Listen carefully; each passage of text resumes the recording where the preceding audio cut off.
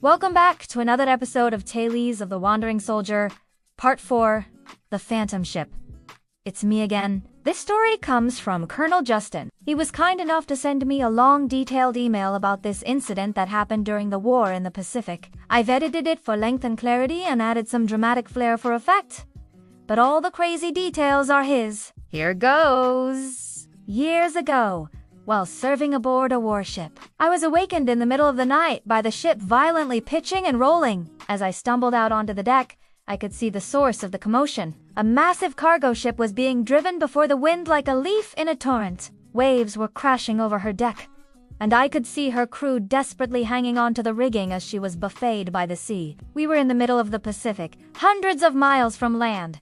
There was no one else out here but us. We dropped everything and set about rescuing the men on the stricken vessel. It took us a couple of hours to get close enough to offer any assistance. The seas were so high that even getting alongside was a tricky business. But eventually we managed to secure a line to the cargo ship and started heaving in the survivors one by one. By the time we got them off that ship, they'd been in the water for hours. So naturally, we got them all dried off and fed hot soup and blankets. The next morning, after the storm had passed, we set about towing the empty cargo ship back to base. But within a few hours, thick fog rolled in and we lost sight of our prize. In those days, radar was in its infancy and not much use in bad weather. And without lights or flares, there was no way we could signal our position to each other in the darkness. We did our best to retrace our path, but in the swirling mist, it was like trying to find a needle in a haystack. As the first hint of dawn appeared, we finally spotted the ship up ahead. Just as we began to breathe a collective sigh of relief, the ship suddenly veered sharply to starboard and plowed into the fog, disappearing from view almost instantly. Of course, we assumed that she'd struck a hidden reef and sunk, and we raced toward the spot where she'd vanished in the hope of finding survivors. But there was nothing to be seen on the surface of the water, not even a sign of a struggle. Days turned into weeks, with no sign of the missing ship or her crew. Then one day, as if out of nowhere, she reappeared on the radar. We raced out to intercept and found her sitting quietly in the middle of the ocean.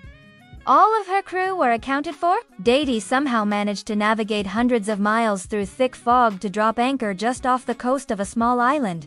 But how? We went through the ship like a swarm of locusts, tearing it apart plank by plank, searching for some clue as to how it had moved such a distance without anyone at the helm. What we found both amazed and terrified us. The ship was completely deserted. Every nook and cranny had been thoroughly searched, and all that we found to indicate the presence of any crew were the remnants of a recent meal in the galley. The food was still warm.